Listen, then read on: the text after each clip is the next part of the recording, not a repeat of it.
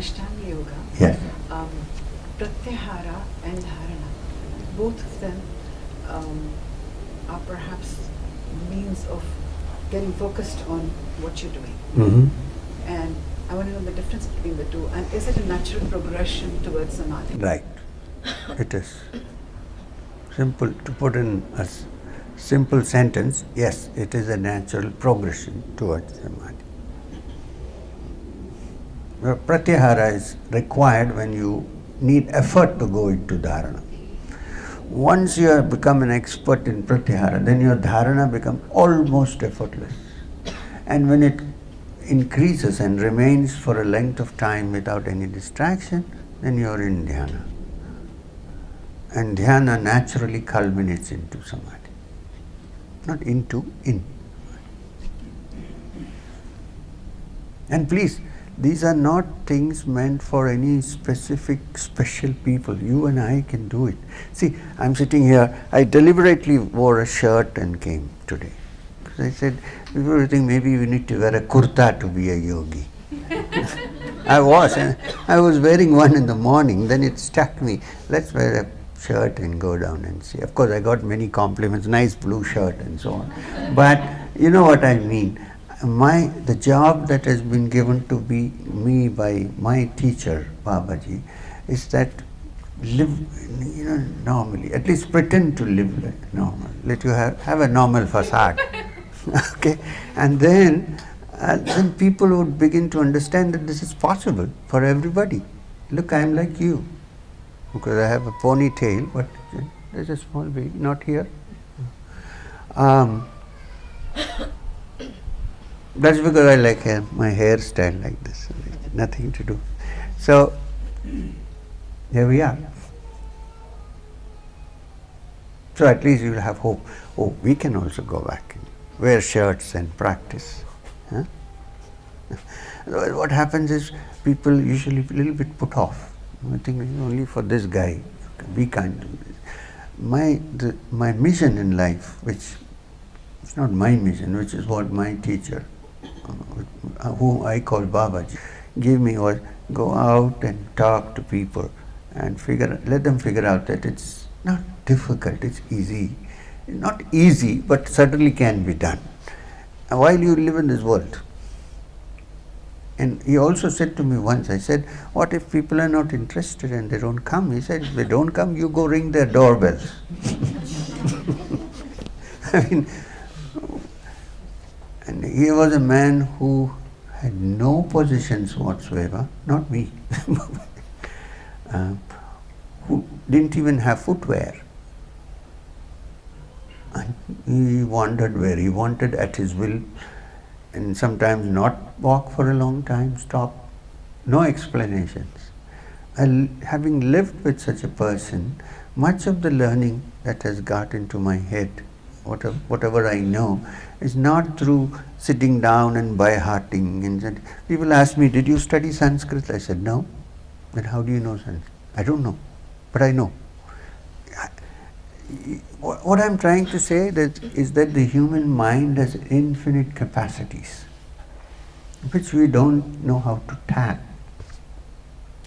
Right? So, sometimes the whole Upanishad would be understood by sitting with Babaji on the banks of the Ganga and just talking to him for an hour. It may be something else. But if you start with that, in the end you know what he's talking about. I think if the education system changes in the world and becomes like that, instead of spoon feeding and putting information in, you don't need information now, you have Google, the big God, G.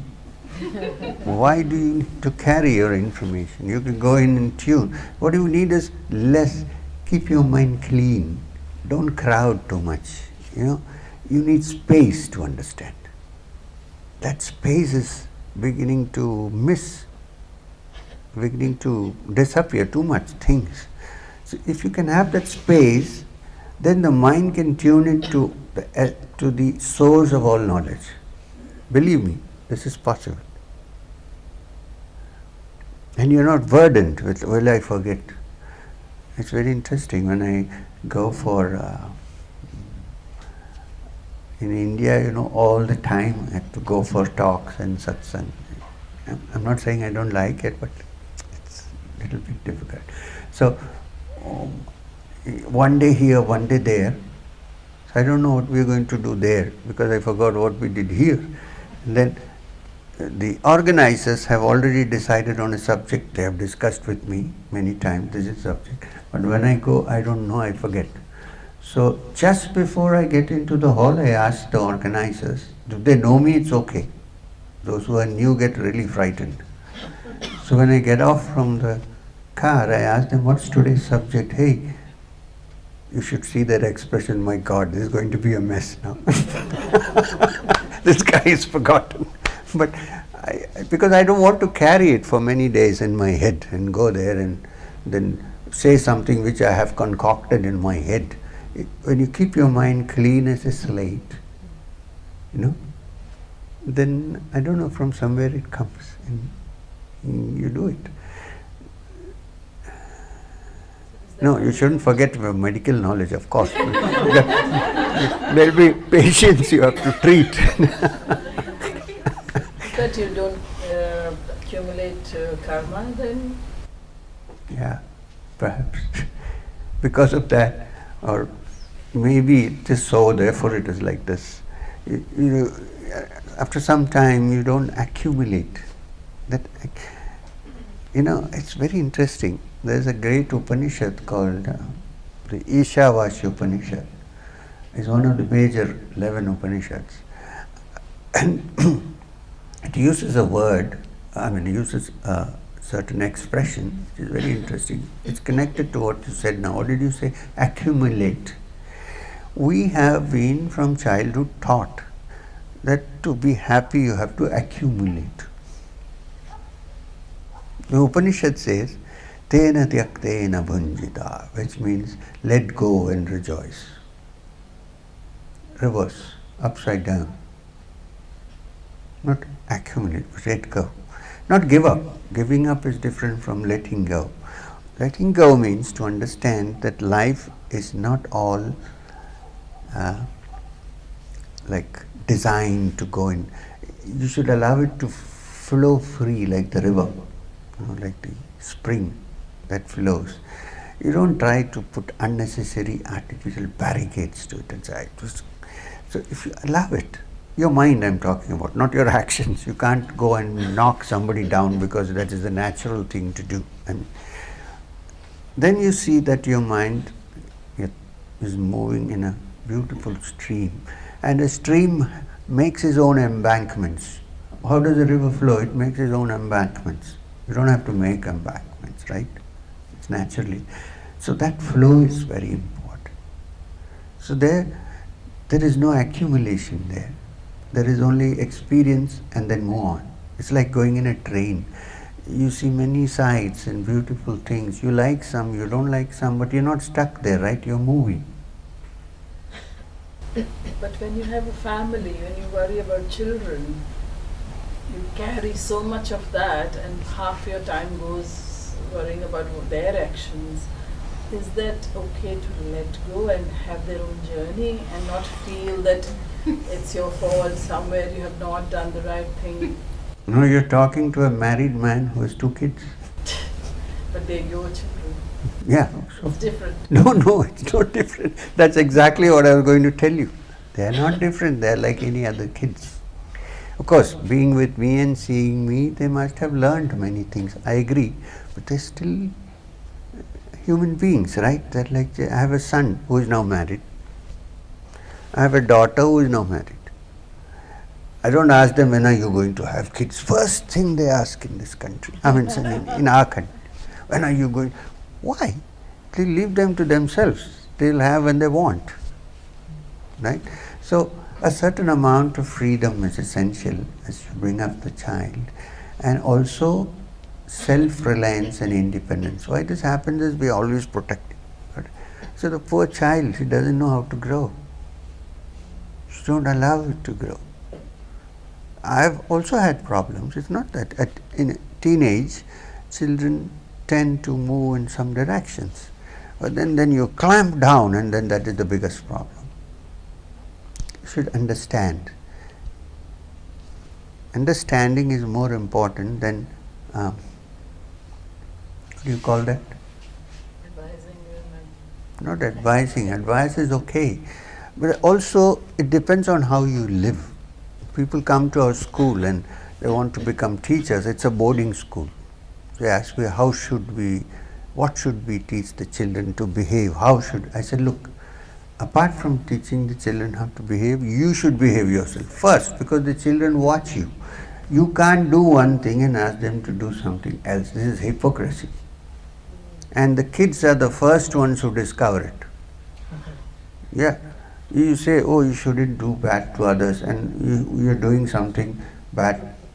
They see it very easily. I'm not saying everybody does that, I'm just saying. So, from childhood, it's a good idea to treat them as friends, not as somebody who doesn't know. They know. In fact, some children know much better than us.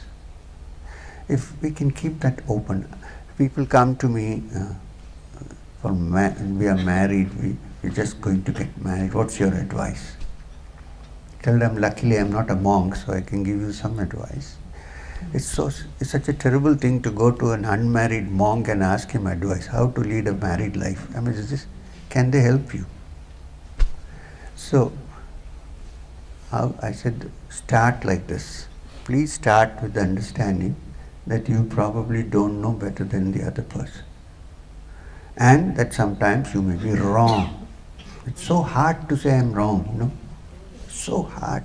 If I can start this whole relationship saying, oh, I might be wrong sometimes, then the other person realizes that I may be wrong too. If I'm always right, it's bound to end up in trouble.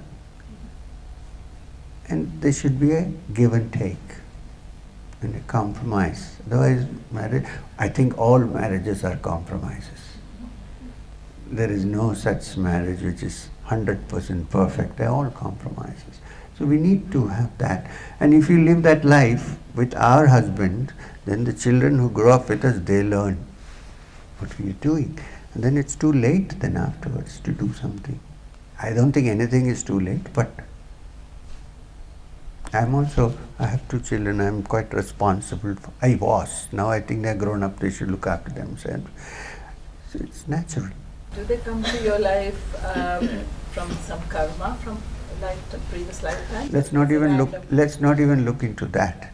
Let's think of what actually is, instead of speculating on whether they have come because of some karma. Let's say that they are kids. How do we look after them? What's our relationship with them? How do we relate? This is important. Doesn't matter which karma they have come from. Some children are so difficult and some are so easy. No, all children are not easy. Because, I'll tell you why, because also there is the generation gap. You may be thinking according to a certain generation, the child is in the next generation. So there may be differences in thinking. Now you can't shut the child up in a room and say, no, you're not. No, you need to allow. Yeah, there should be some kind of a connection, of course, but it's complicated, but it's not impossible, that's what I would say. And I can say that because I have 2 kids and they're now grown up, so they also passed through teenage. I passed through teenage. At the age of 19, I found that I couldn't fit into the system. I ran away. So I know how the other child feels. I ran away to the Himalayas. 3 years, please don't run away if there's any young people here. My mother thought I had died. I came back, of course, but so I know how it feels when you suddenly realize nobody understands what I'm trying to say. Either you need to learn or you need to get out. So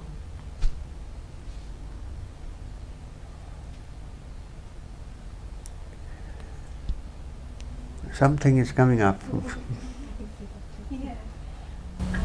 Sriram, thank you for a very beautiful talk. I was listening with hopefully not many distractions.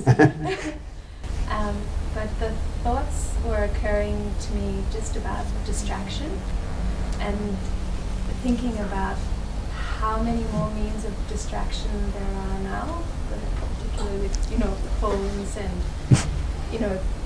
all sorts of things. Yeah, correct.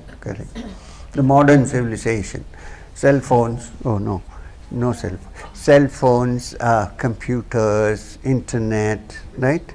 Yes, Yeah, so many Facebook, oh my God, I don't have Facebook. So, I wonder also, sometimes you can be distracted and not even be aware that you're distracted. Absolutely. So, the awareness that you are distracted might be a step. Beginning. The beginning.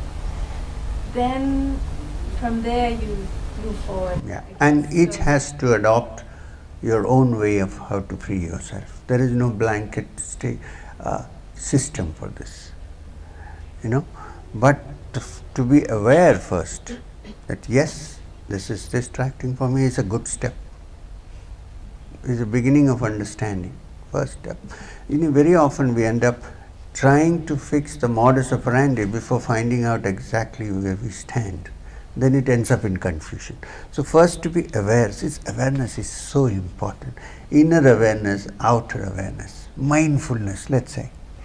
To be mindful of, then you realize if this is distracting, then I should cut down on that. I don't need it, but youngsters do need it because this is a competitive world. We live in a world where you need communication. So you need Facebook, Instagram, whatever you have. I don't have, but then I'm old, I don't need it anymore. But I get around 500 emails a day. Believe me, they are distracting. If I had Facebook, I would have died. So, distracting. But I manage somehow, because I don't have a secretary who answers my emails, because many of them are personal. You can't open somebody's life to somebody else when they want to talk to you. So I have to answer my mails myself. So I go through, I'm giving you one thing, I go through the whole thing and decide what is really serious and which is to be answered. First I select those, according to me.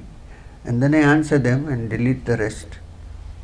You can always find it because that's one great thing, right? So this is how I live my life.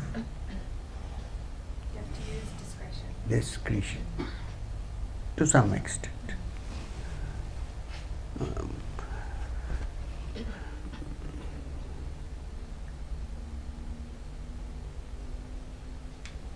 Okay, thank you. Thank you. I hope we did something. Yeah. Thank you very much. Om Shanti Shanti Shanti. Hari Om Tat Sat. I think it was a good gathering. It is better to have an intimate little gathering than if a lot of people do. Oh, before I stop, I must tell you, this is not a joke. It's from the Sufi teachings. There was a great Sufi teacher whose name was Bahauddin Naqshband, who was the founder of a great order called the Naqshbandi order. He lived 500 years ago or 600.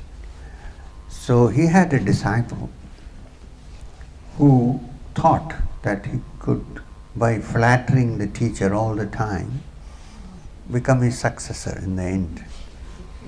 It happens, in this field. So he kept on, wherever chance came, he would say, "Oh, this is wonderful, master," and so on. So one day, there was a huge satsang. Sufis don't call it satsang, of course. It was a gathering, let's say. Gathering.